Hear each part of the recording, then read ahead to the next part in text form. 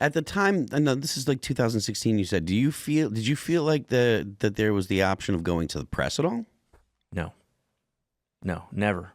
And I'll tell you why. Remember, you'd already seen Manning. You'd already seen what had happened, Julian Assange, and you'd already seen Snowden. You already had plenty of evidence that you leak something to the press, you're going to jail, or you're going to have to leave your country and flee. It's not an option. So there's no way in hell I'm going to jeopardize, myself in that way. And so but I knew the one option that I had, and I went and I looked at federal law, and I'm like, okay, well, who can I go through if I don't go through this normal whistleblower process? Well, there was a law in the books that said that anybody who is a senior staffer to either the House Permanent Select Committee on Intelligence or the Senate Select Committee on Intelligence, they could take classified information from anyone without any question.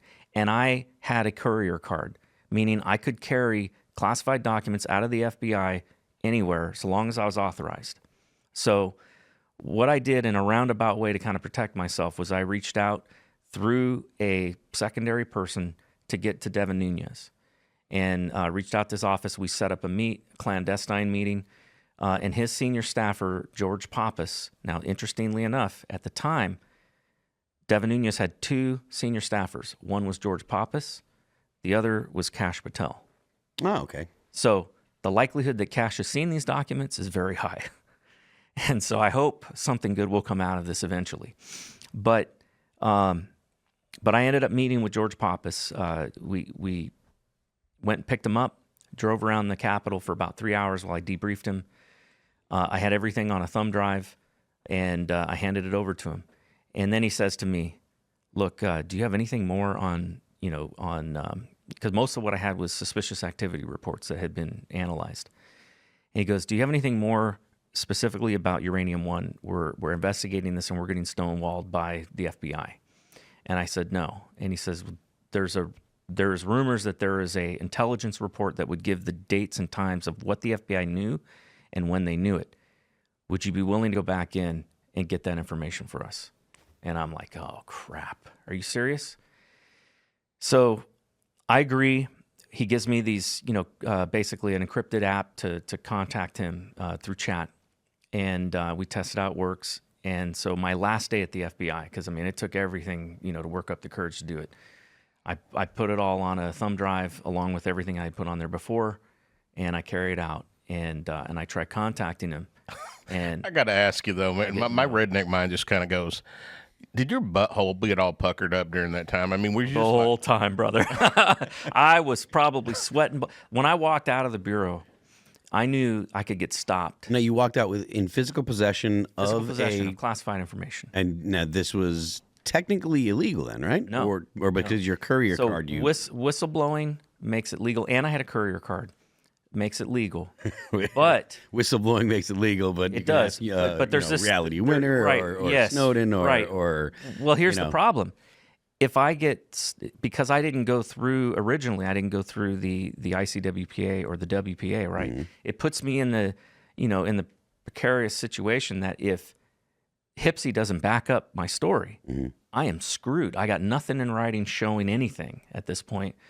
But I've been asked. So technically, I was under the agency of the HPSI at this point, okay? Because they can provide you some protections. But now I get out and I've been cut off. So now what do? I got this classified thumb drive. I'm no longer at the FBI. I turned in my badge. I did hold on to my courier card, but the problem is now I'm screwed because I can't destroy this evidence. It needs to be seen by the oversight committee. So I reach out to a lawyer, actually, the same friend that kind of connected me. I say, hey, I need you to find me a lawyer, and I need a lawyer like yesterday. And so I meet with this attorney, and I'm paranoid at this point. I'm like, I don't want to meet anywhere except in a public place, but where we can still have a private conversation. And so he said, all right, how about my church? I'm like, all right, that works. So we meet at St. Michael's Church, and he basically tells me, yeah, you're basically in the same situation as Snowden, except you haven't left the country. And I think at that point my face turned white, and I realized, oh man, I am in some serious trouble here. And then he asks me, he goes, are you independently wealthy? I go, no. I go, why do you ask? He goes, well, do you have any rich relatives? I'm like, no. And he goes, because I'm expensive. And I'm like, you can't do this pro bono? And he laughs at me. He goes, you're going up against Hillary Clinton and her cronies, the FBI senior leadership, and Russian intelligence agents. No, that's way too much liability. He says, my law partner would throw me out of the office. And by the way, I'm not suicidal. Yeah, right. Trust me, I'm not going to hang myself. You did have information that could lead to the arrest of Hillary Clinton. Right. And so not only could have, should have. Should have. Yeah. And so I end up, he asks me all this, and I basically say no. And he says, well, I'll make a couple phone calls and see if maybe I can find some rich uncles to sponsor you or something. But he goes, I got to be honest with you. This is you're in a bad situation, and I can't take this on for free. And I went home that night and I wept. I got with my wife. I thought my life was over. And we got on our knees and we prayed and prayed and prayed. And 2 days later, I get a phone call from this attorney, and he tells me, he says, I went down to Nashville to talk to a woman who's, independently wealthy, and she's an older woman, she's got more money than she needs, and I was hoping that she would, maybe donate like $10,000 to kind of get a legal fund started for you.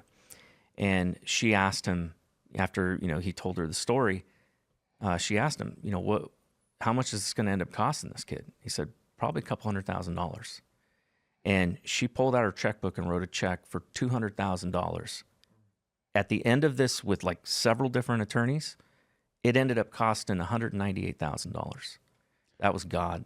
There's no way that kind of thing just happens. And so that was the first kind of miraculous thing that occurred.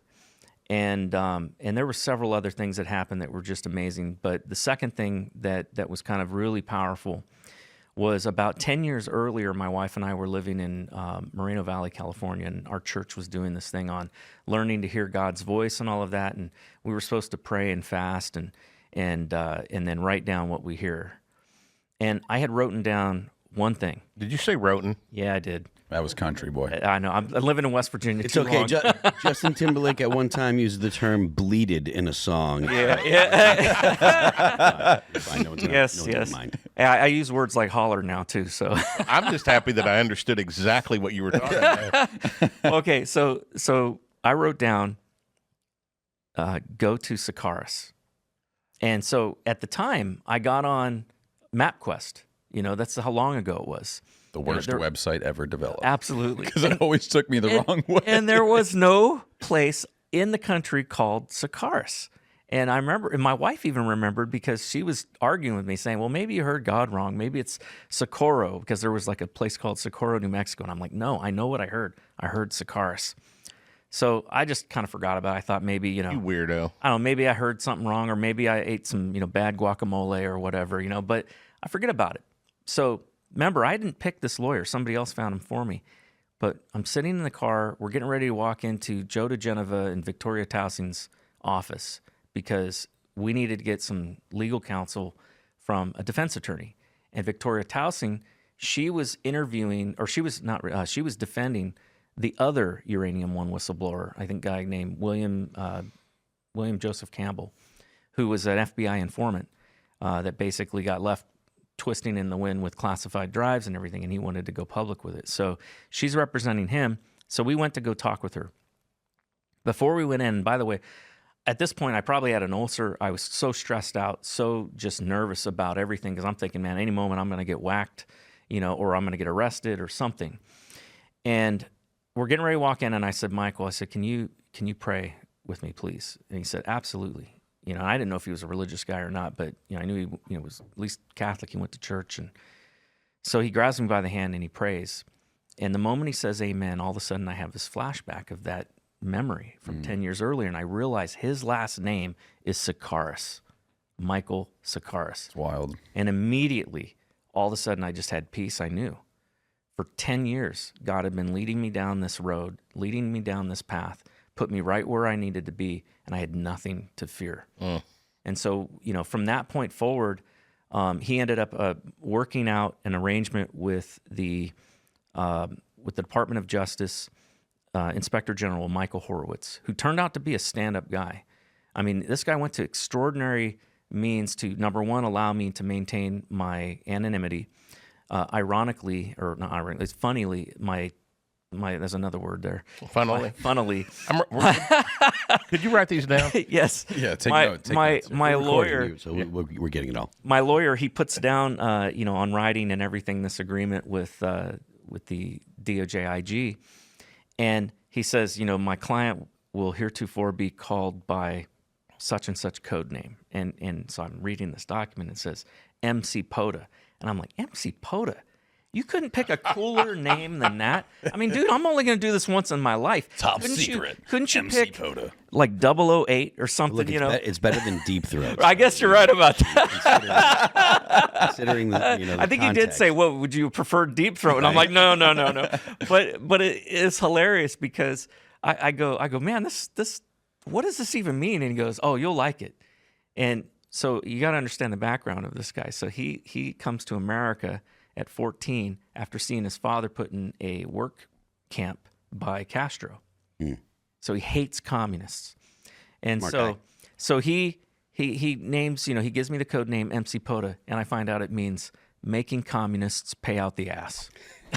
I mean, so I'm like, I love it, man. Yeah. I'm owning that. Not bad. That's a good one. But so I mean that's the story of how I got through the whistleblowing, and eventually I ended up getting these documents to him. We had a clandestine meet at the St. John's Episcopal Church across from the White House. I go in wearing a hoodie and sunglasses, and I'm disguising myself. Full Unabomber gear. Yes. I mean, it was total sus. Thanks for watching this clip from the Culture War podcast. We're live every Friday, 10 a.m. to noon, so subscribe and come hang out.